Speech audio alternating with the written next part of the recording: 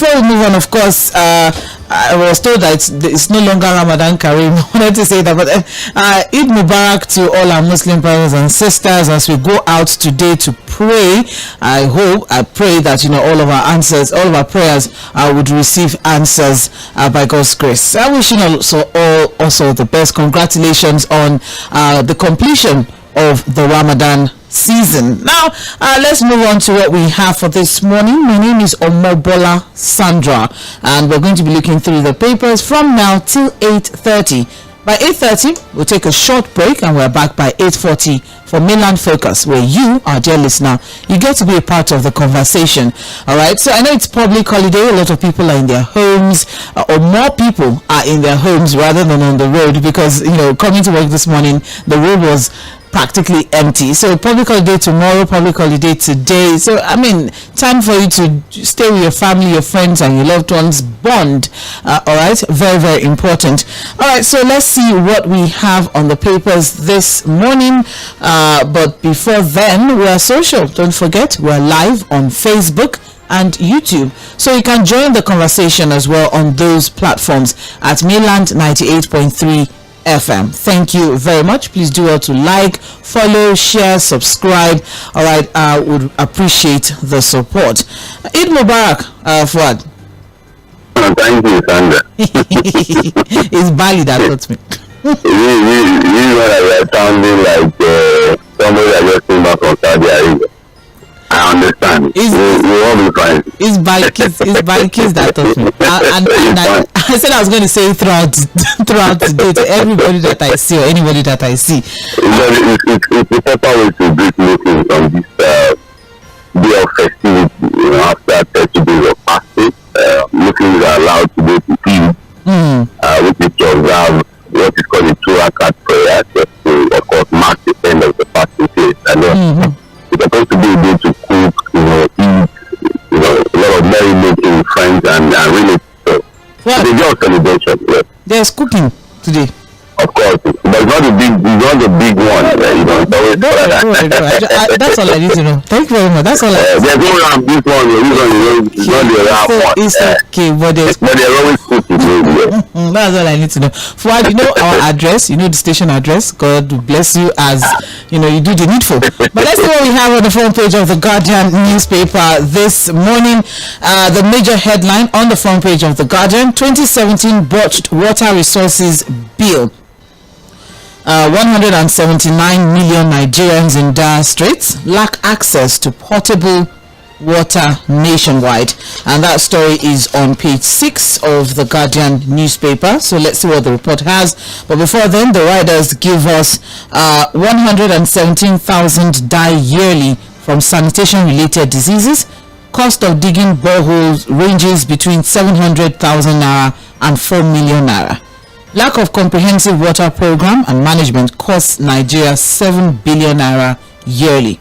So, the perennial lack of legislation and a national action plan on efficient water resources has deprived more Nigerians of access to potable water and, by extension, access to quality life and economic well-being. And findings show that the general dearth of public water infrastructure has deprived about 179 million Nigerians, which is a significant shift from the 113 million that was estimated by United Nations about a year ago. So basically, indeed, there's barely any public water service corporation that is, functional optimally across the 36 states. And also water corporations around Surulere. There's a water corporation around Surulere also. There's one at Iju also. I don't know. Exactly. So, but then, as it is now, a lot of people have to resort to self-help. You see people buy houses and, they have to go deep and deep and deep and deep into, getting borrowed. Exactly. Costing hundreds and hundreds of thousands of naira. And let's not even go into what the islanders what they have to go through to get clean water. The other day there was a video that went viral as regards what is obtainable in an estate, one in Lekki and all. So what exactly could be the issue? Because let's not forget that the federal government introduced an executive bill in 2017 which was aimed at establishing a regulatory framework for equitable and sustainable management of Nigeria's water resources. But what it was supposed to do was to, integrate existing water laws and align them with global best practices as regards integrated water resources management and all.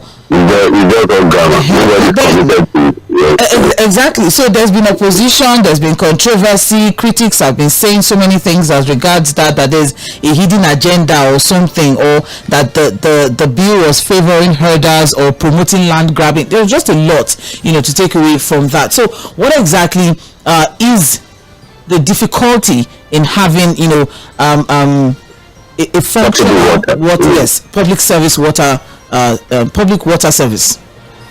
Well, it's just lack of commitment to it.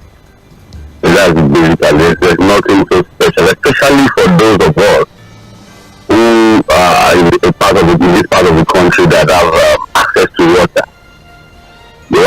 Probably if you talk about the northern part of the country, that might be a bit difficult to say, to get water, that might be some form of challenge. But what's the excuse, for example, for Lagos to not have potable water? But what's the excuse? Let us even start with our own location here. I grew up in the Lagos area where you're used to fetching water from the tap. You know what you call the normal tap now. Everyone house has a running tap. Wow. So what has happened? And you just mentioned, I'm sure we still have the Lagos State Water Corporation that's supposed to be in charge of it. So what are they doing? And I don't think there's anybody in Lagos now, in any part of Lagos, correct me if I'm wrong, that has a water running through a public tap. So practically we've ended that era. And there are people, I'm sure there are still people working in that same ministry, unless they will tell us that they scrapped that ministry completely. So it's just the reality of what we see when it comes to governance and provision of things like that. There's nobody that is committed to it. So, and I think that why they are not committed to it is just people are used to taking balls. It's even a campaign thing for politicians now. They're giving them balls. 2020 project. Go and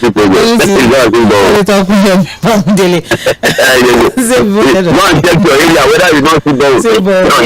Sometimes some of you politicians just make some very shameless statements. So when the statements come out, you shake your head, you just look at them and you wonder what's going on with. I grew up in the Lagos, and I'm sure a lot of our listeners will testify to the fact that there was a time that you thought the business was just another part of the country too. But everything has ended now. I don't know, at least the ones I know, the areas I know now, where public water is running.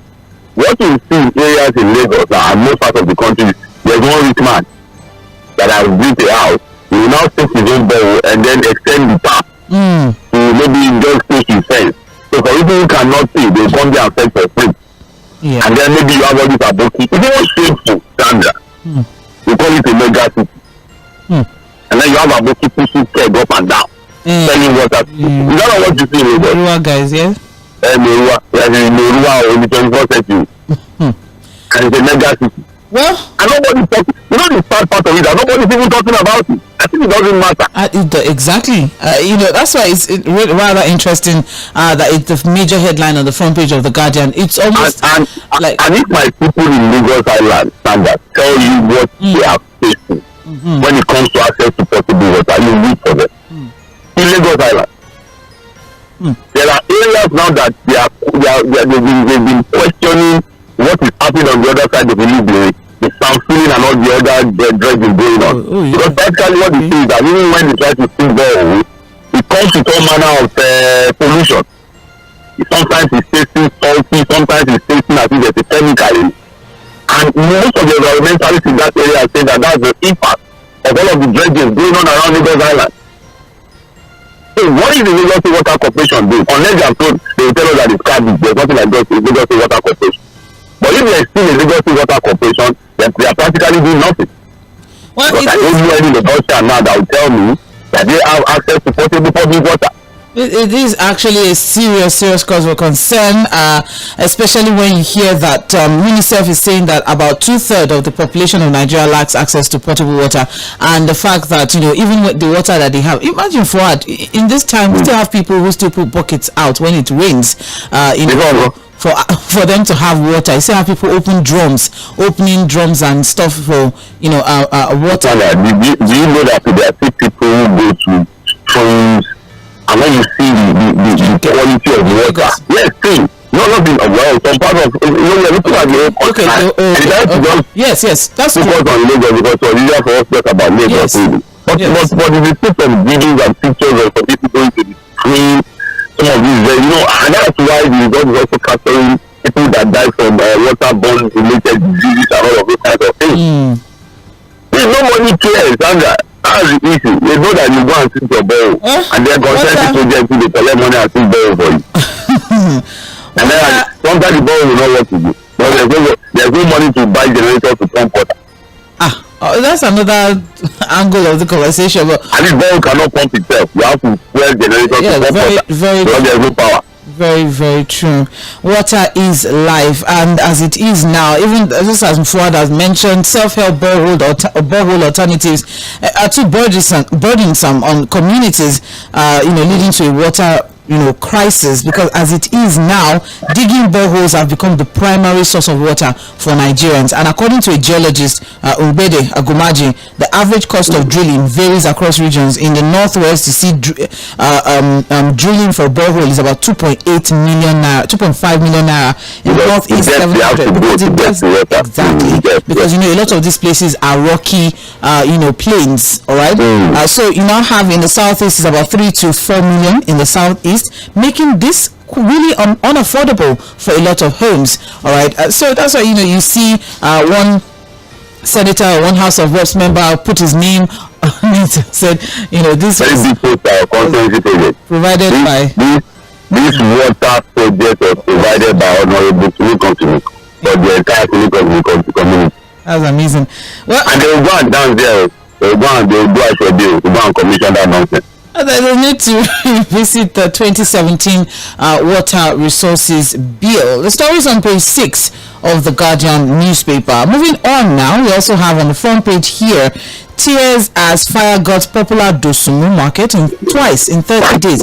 There's a problem, Fuad, and there are allegations of arson. Yes, and now, although there are some allegations of arson, because if you look at the pattern, it only happens when people have gone home or when people have locked up their shops. It doesn't happen like broad daylight when but this particular one, we are saying it started from a guy that was fueling generators at the fence out of a particular place.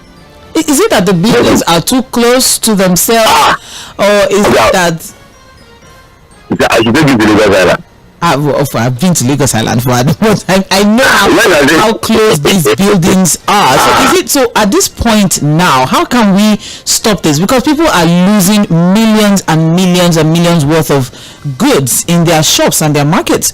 So is this something that the Lagos State Building LAPSCA also should come into play at this point now, or is it environmental ministry that should come in? Who exactly should take action for us to be able to, have for us not to have a repeat of this? No, I think this, Sandra. Yes, I understand that there are issues with town planning regulations in Lagos Island. We need to admit that there might be. There's a lot of problems with town planning regulations on the island. Everything. Because I really would want to say that it should be one of the 10 most densely populated locations in the world. By square meters, I'm going to be looking at that size of land and the number of buildings you have all clustered together. The place is overbuilt, densely built, densely populated, and unfortunately, Sandra, all of these things that are coming out, these fire incidents and all that, it's also a failure of government. One, there's no power supply, so people have to run on generators. If you look at that stage, we were talking about a guy that was fueling. They said he was recklessly fueling his generator on the fence out. And the thing got aggravated as a result of the fact that a lot of the buildings around too, 14 of them, also have generators in different parts of the building. Many people have generators balcony, some of them are in front of their shop, some of them are the veranda. And that's a result of the fact that there's no power supply. People have to help themselves. These areas are clustered, so there's serious heat, there's no ventilation really. So a lot of time they have to work again just to create some form of ventilation.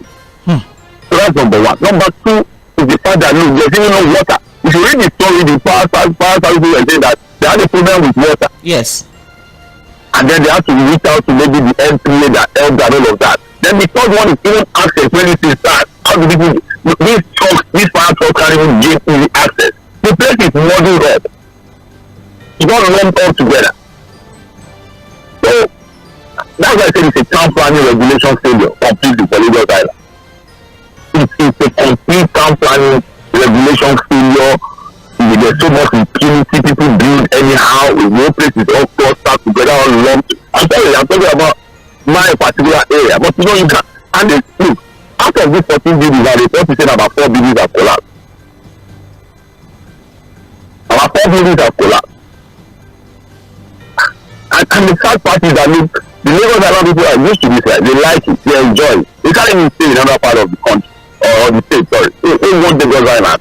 And I think that all we need to do is to evaluate the town planning regulations of Lagos, look at what currently exists, and how it can be modeled for safety. So like, it's not very consistent. I think in the last 1 month now, 2 serious fire accidents have happened in Lagos Island. These people lose a lot of money. So something has to happen really. We need to reevaluate safety issues in Lagos Island. Focusing on what currently exists and how we can now remodel it. For safety when it comes to issue of fire and all these kinds of issues. All right, well, the story is on page 8 of the Guardian newspaper, something that definitely needs to be looked into. There's a lot to actually look into as regards this particular situation. And when it happens, you never hear, oh, it's just the building or whatnot. You hear that it just goes on and on and on because... in that location, people can give themselves something just through the wind for one building together. We don't know. Just be your window, you're gisting with the person in the next house. Balcony to balcony. You know what you call Moving on, let's look at this Lagos Calabar Coastal Highway that is a very serious hot topic at this time now. It's on page 6, and what we have is more queries, more protests against Lagos Calabar Coastal Road despite defense. And what we have now is on page 6 of the Guardian newspaper, and just here we have riders. Atiku dares Tinubu to reveal cost of project, queries how it got the design right of way in 7 months. Doherty tells Lagos to seek alternatives to demolition of landmark and others. That's another one that we also need to dig deeper into. The demolition of landmark, which is also a revenue generating medium for Lagos State as well. But then let's look at the story. Questions and concerns from critics and stakeholders have refused to wane despite the presidency's defense of the 700-kilometer Lagos Calabar Coastal Highway project. And this is as the presidential candidate of the PDP in the 2023 general election, Alhaji Atiku Abubakar, again challenged President Bola Tinubu to disclose the full cost of the project. Let's not forget, on Monday, the presidency tackled Atiku in reaction to his earlier comments on the project, saying that the former VP demonstrated poor understanding over his criticism that the project lacked transparency. All right, so still seeking answers to some grey areas concerning this road construction. Atiku on Tuesday also, responded saying the Tinubu administration could not continue to keep silent on how public funds will be spent on the project at a time when Nigeria was still facing dire economic challenges. Now, recently, David Umahi, the Minister of Works, announced the start of the construction of a 700-kilometer Lagos Calabar Coastal Highway. But querying the contractor, Atiku, through his aide, media advisor, on Sunday, questioned the Tinubu administration decision to award the contract to Gilbert Chago's High Tech without competitive bidding. He also questioned why Tinubu administration released 1.06 trillion for the pilot phase, or 6% of the project, which begins at Eko Atlantic and is expected to terminate at the Lekki Deep Sea Port. All right. So, yet in another statement signed by the special advisor, special assistant on public communication to former vice president, he reiterated that, and I quote now, the Tinubu administration cannot continue to respond to public inquiry with insults. They must come clean on this project because Nigerians deserve to know the truth. I, therefore, present 7 posers to the administration. How much is the total cost of the land? Take each of the 7 posers carefully. Let our listeners enjoy the 7 posers and each answer. Let's take them one by one. Yeah. All right. 1. How much is the total cost of the Lagos-Calabar Coastal Highway? Why is the project being funded by the Nigerian government despite it being a PPP, which is public-private partnership? Private partnership. Why is the project taking off from Chagore's Eco Atlantic? The Chagore actually did Eco Atlantic City. So probably cases of vested interest. Definitely, that's what the question is about. Okay. Why is 1.06 trillion naira being spent on the pilot phase, which is just 47 kilometers out of 70 kilometers? That's about 36 billion naira per kilometer. Let's go on. Why did the 1.06 trillion naira not get the approval of the National Assembly? Why wasn't there a competitive bidding for the project? Finally, how did the Tinubu administration get the design as well as the right of way in just 7 months, since it claims that the past administration of Goodluck Jonathan and Muhammadu Buhari never touched the project? It's a new project completely. It's a brand new project. So respond to the questions line by line instead of taking Monday. That's what he's trying to say. That's Atiku. So these are the 7 posers that Alhaji Atiku Abubakar was pushing to the federal government, the Tinubu-led federal government, as regards the Lagos-Calabar Coastal Road project. There's just a lot to take away from this. I don't want to go into all the conspiracies that has been popping up as regards this particular situation. But Fuad, the president's special advisor, yes, on information and strategy, Uncle told Atiku to get his facts right about the project. But are the facts, are they not wrong? The facts are not wrong. Can facts be wrong? Yesterday we touched on this particular issue. I think it was one of our focus. Yes. And it was really an interesting conversation. I think I can say at a particular stage, there's even lost really as to the kinds of perception people brought into this particular matter. For some, they think it's about ethnicity and tribalism, and I'm shocked really that this ethnic coloration came into this particular one. Because for those people, because it is a southern project, we should not question it. We should not query it. Were we not alive when Buhari was building rail to Maradi in a way? Were we not alive? And I said, this doctrine of whataboutism standard. Because somebody did the wrong thing, we should continue to do the wrong thing without questioning. I know I'm one of the people that have also questioned the capacity of Alhaji Atiku Abubakar to perform as a vibrant opposition leader.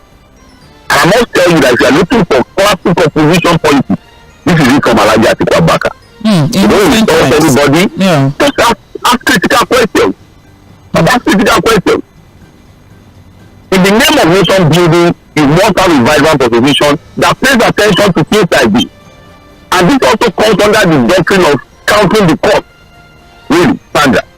Because it's not about the how laudable the project is. We must also ensure transparency and accountability when it comes to public funds. Remember that this is not the private money of the president. It's not as if the president got the money from his pocket. Bayo Onanuga did not contribute to 1 naira unless it's a state taxes. You can use that to say, well, he contributed to his taxes. But it's not the private money. It's public funds. And the public, have a right to know how their money is being spent. And look at the 7 questions, Sandra. Because today we said it yesterday. The Lagos-Calabar Coastal Highway is a fantastic project, Sandra. Fantastic project. It's going to open up that entire stretch, open up the economy of that area. It's a wonderful project that we should continue to celebrate. But But in doing that, we must ensure transparency and accountability. It is very, very important, Sandra. No matter how laudable a project is. Last year, the same minister, Tʀᴇ had announced this project. And that same last year, Sandra, he said it was going to be a build, operate, and transfer project. Which means the contractor that eventually gets the project will go and search for the source. It was the minister that said it himself. First. And then when he builds the road, he will operate and then transfer back. So it could be tolling, it could be, sometimes when you build road, people think tolling is the only way you can make your money back. There are other things you can build too. Hotels, facilities, that people will enjoy while traveling on the road that will give you money. Road construction is beyond tolling alone to recover your money. There are what you call complementary businesses and support services that can give you money when you build a road. That was the initial plan. So the question that people is asking is this: when and how did that suddenly change? To the extent that the government is now the one funding the project to a tune of 1.06 billion naira for just 47.7 kilometers. It is supposed to be the first phase of the project. Sandra is simple mathematics, very simple mathematics. If you are spending 1.06 billion naira on the first phase of the project, this is just about 47 kilometers.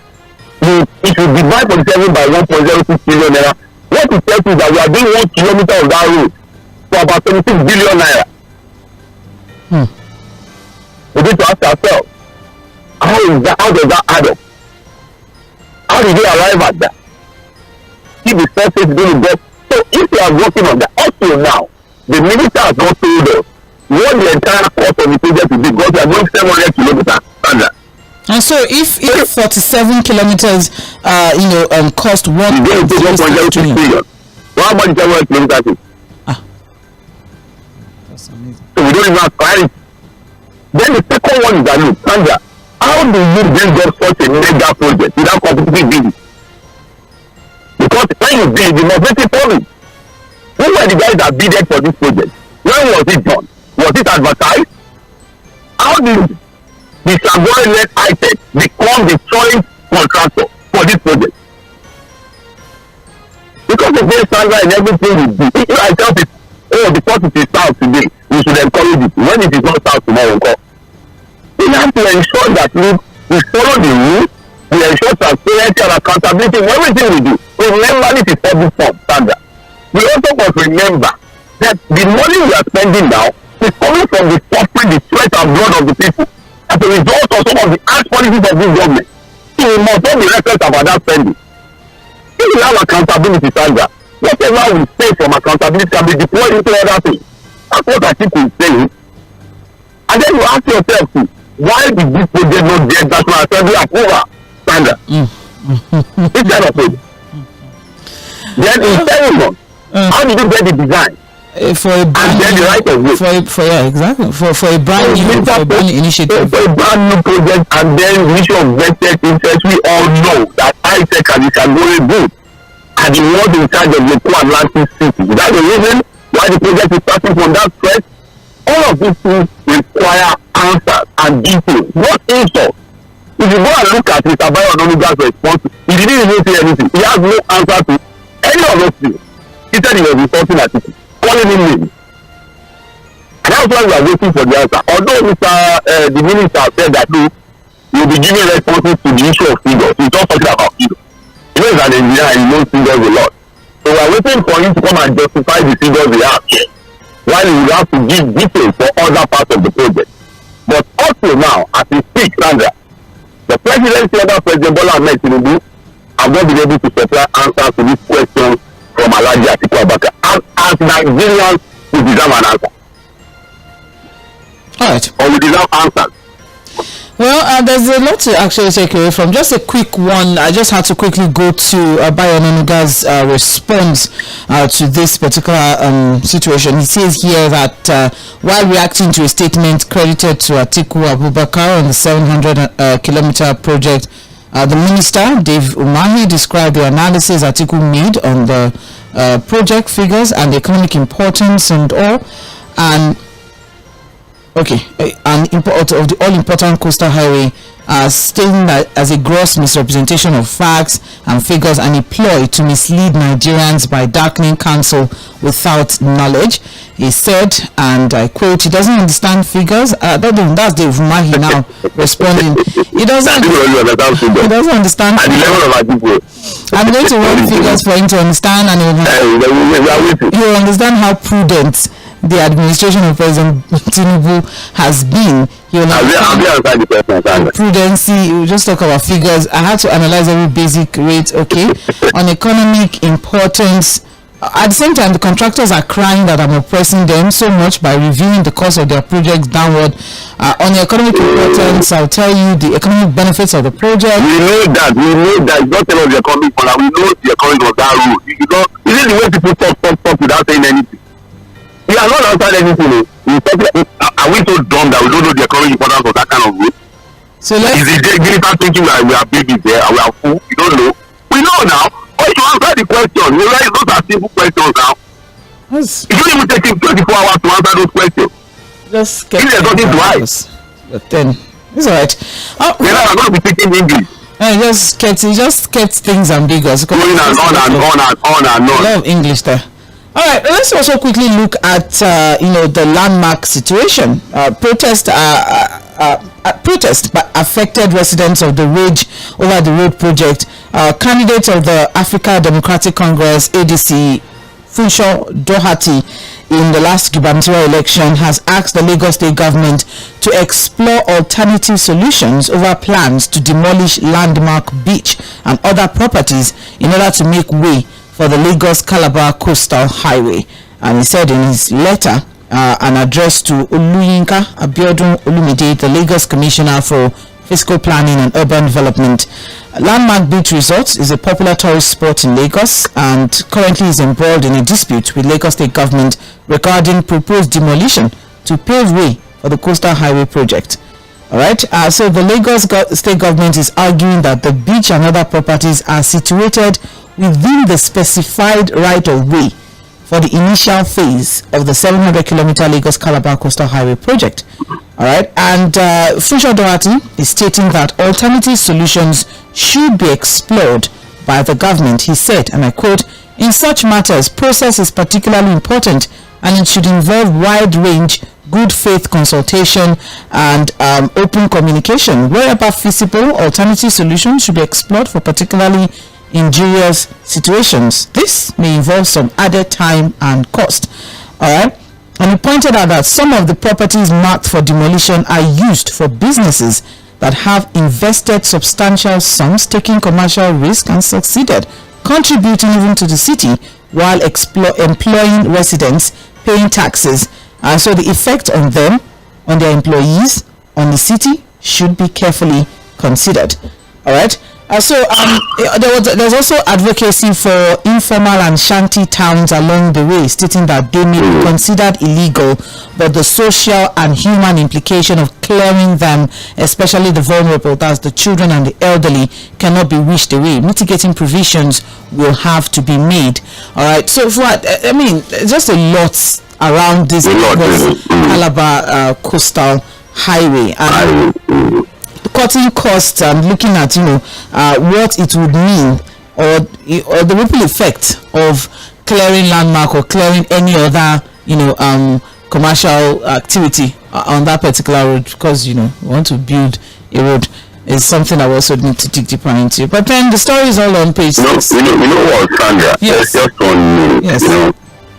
Well, this is not the first time properties have been affected when projects are for a variety of public interest. Okay. Several road projects, and projects like that have had to affect property. And so, under the law, basically, when properties are affected like that, the government will have to compensate. Especially when the property has got all of the necessary documents, valid government documents and what have you. But when it's for the overriding public interest, sometimes people have to use their properties and investment. Again, the government would have to compensate them. The issue of landmark, I'm actually surprised, I'll tell you. And I'll tell you why. All right. I know that for almost a decade now, even more than that, there there have been these conversations about the coastal road. It's not a new idea. It may be a new project according to the government, but the idea of having a coastal road standard, I know that for almost 2 decades it has been in the public space. That's been one of the conversations that has always been a big government cycle about having to build a coastal road. And for landmarks to come up with such a mega project, we ask ourselves, didn't they check with the town planning authorities because again sometimes you may be an open land, but when you go when you do your checks with the town planning authorities, they'll tell you that in future there might be a big road coming to this place. I'll give you an example, Sandra. If you look at the Lagos Badagry Expressway, you see that now, you see this big setback, very big setback for building. There has always been a plan that the Lagos Badagry Expressway will be expanded with a rail line. It has always been there, right from the days of Baja Conde. That's why if you get to area like Volkswagen, the company doesn't even build on that setback. They knew they are building back because they knew that the project was coming. So it was only Nigerians who didn't bother with town planning that went building anyhow, and then the rest of them got their building with money when this Lagos Badagry road project was going to start. So my concern is that the owners of landmark, did they check with the town planning authorities? Did they eventually were they informed that a project like that could come, or they assume that it will never come? But again, I agree with Mr. Doherty that look, there could be alternative because again that project is mega. I knew when that project was floated about 2 decades ago. The design and what came into having that landmark big. But again, I'm sure consultations will keep going and there could be solutions to avoiding demolishing properties like that. A lot of them would have to be affected, but there can be solutions with. Thank you very much. 18 minutes past 8. It is Mainland 98.3 FM. You're listening to Trends in the Papers. We're looking through the major stories on the front pages of our dailies. And wrapping things up on the front page of the Guardian newspaper, we also have here 2027 ADC calls for coalition to save Nigeria. That's on page 5. Probably have more details on that at 1 p.m. on Media Politics. We also have here, you can't sack Abure. And NWC members and Labour Party tells NLC. It's just a lot that's going on. Who is the owner of the party? Because if you look at that story now, the Labour Party is a tripartite ownership. It's so funny that Mr. Abure and his ex, I even see the way you recognize the Labour Party, the NLC again. What they are saying is that they don't even know them, that they are not even members of the party. And then also saying they founded the party. You see that it's really an unbelievable situation. Confusion everywhere. If the Labour Party say they don't even know the NLC people, they are not even following the steps. And the NLC say they are the owners of the party and now the owners of the take over their party. I'm sure the court will have the final say on this eventually. Well, still on that, but that's on page 3, by the way, of the Guardian newspaper. And still on that, we also have tackling inadequate, overcrowded hostel facilities in varsities. That's on page 4. We also have here, police worry over forceful seizure of pedestrian phones in Lagos by hoodlums. That's another one. And it's that's one story that we have to focus on, Sandra. I think there was this trending video. Yes. I don't know. I think it was one of the blogs that picked that video. And it was said that, look, we have touts now. These people themselves are pedestrian bridges in different parts of Lagos. And they collect money if you are carrying load to use the pedestrian bridge. There's a video. I think it's Instablog, one of the blogs, that posted the video. That if you are carrying load now, there are people that say, I saw the video. They are demanding money, you must pay to use a public pedestrian bridge. And then apart from that, a lot of our pedestrian bridges have become the owners of towns and miscreants. Miscreants, I'm telling you, the one at 7 Up, the one at 10, you see this wild looking guy, stable looking guy, the walking around the places, harassing, innocent pedestrians. Nobody cares, really. It's a serious one. I think I saw a thread of thoughts from Sage also on IG trying to put a comment on that particular one.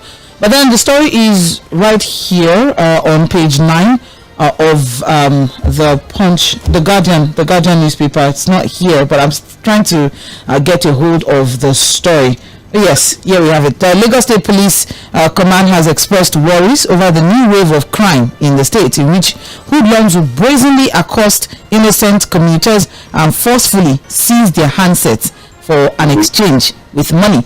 And this concern is in reaction for various viral videos of emerging activities of miscreants in parts of the state. All right, and you know, just as Fuad has mentioned, the videos are there for all of us to see. Once they see that, okay, you are a male, I think now there's a difference between how they treat, you know, a male or a female. But when they see that a female, they try to just harass you, and a guy will try to, you know, stand his ground. So what exactly is going on? You know, for guys that stand their ground, and to be careful. These guys are armed with dangerous weapons.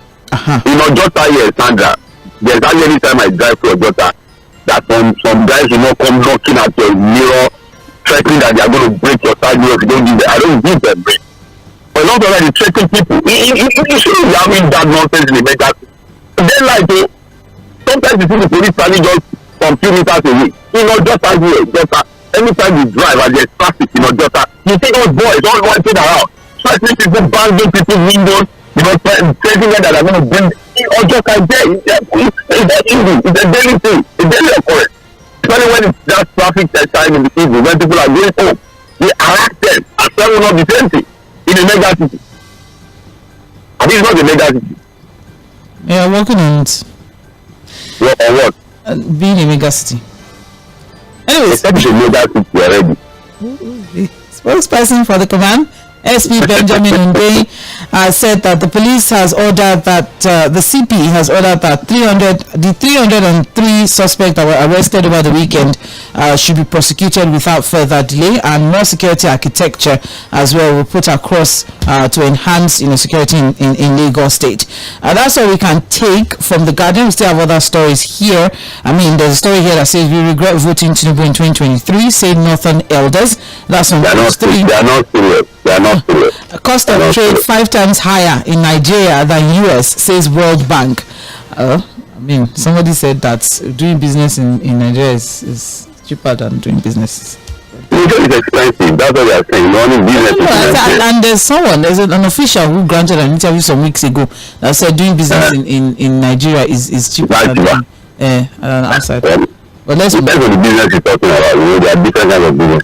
It's true. Maybe the business of government.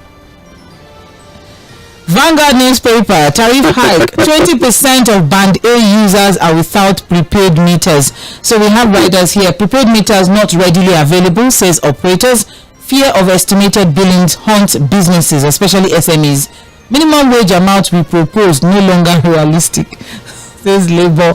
To adjust demand by 300%. Electricity has gone up now. We're going higher. Okay. Electricity has gone up by almost 250%. Let's say minimum will also go up now. Is that right? Well, the story is on page 20, and so very, very quickly, because we don't have so much time, 1 week into the new electricity tariff regime, information flowing from NERC has indicated that over 20% of band A consumers do not have prepaid, which is a major factor in determining actual usage of the purpose of bill settlement. All right, and so consequently, the consumers will be made to pay on estimated billing that has been largely discredited by both consumers and even NERC themselves as subject to manipulation and shortchanging of consumers.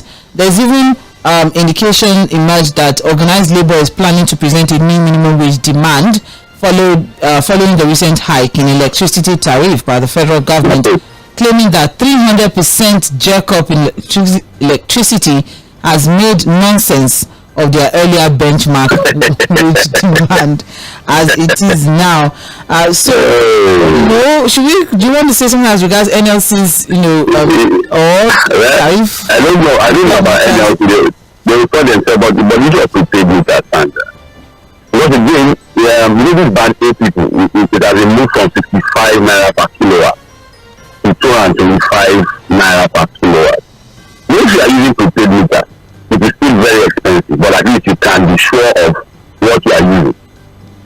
You understand what I'm saying? Though what you would have to be buying is extremely expensive, but at least you know nobody's cheating you.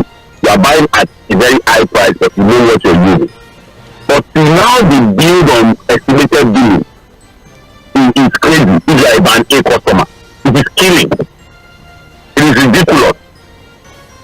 will keep saying it, just 30 seconds, Sandra. This eight vehicle disco arrangement cannot work. It was never designed to work. It came as a result of political fraudulent privatization process. And when things start like that, it doesn't end well. It didn't end well before, it's not ending well now, it will not end well tomorrow until we do another thing. That's all the reality. You don't be saying that the masquerade, until we unravel these masquerades and deal with them, we are going to be saying the same people over and over again. You can't have the people that have run a business for over 10 years and cannot do basic things and providing to pay meter for the people.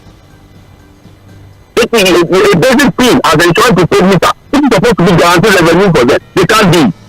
And the same set of people, the same neck that is talking now, extended their contract by another 5 years last year. On what basis?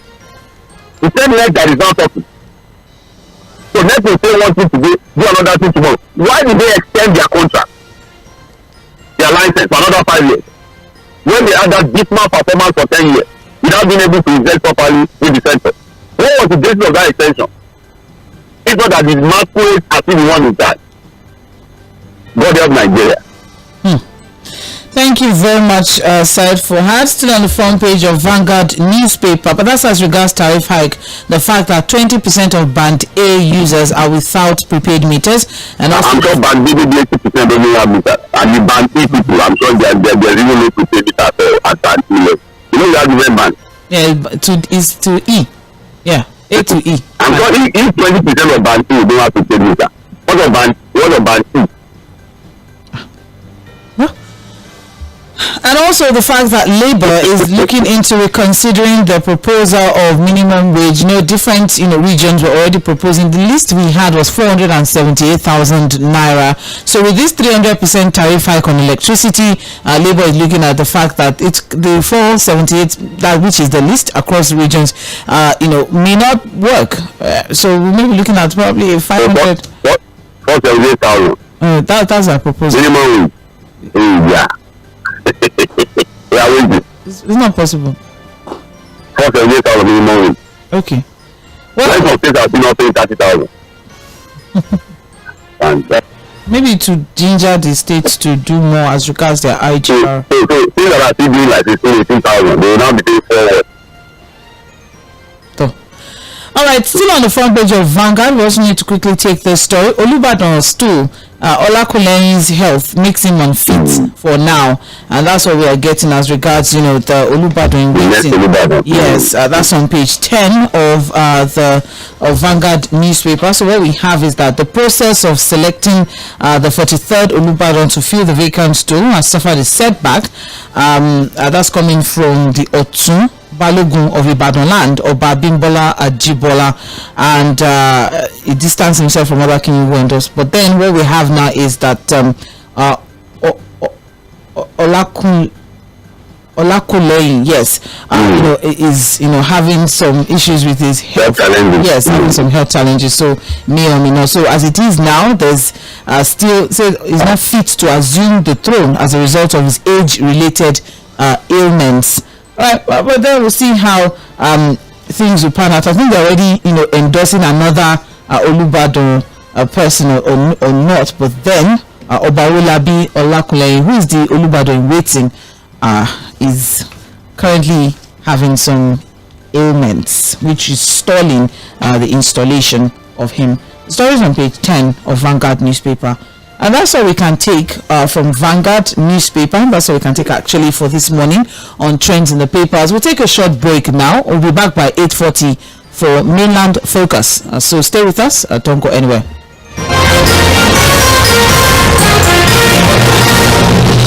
Mainland 98.3 FM, your #1 radio. Reaching stars, the sound of Lagos.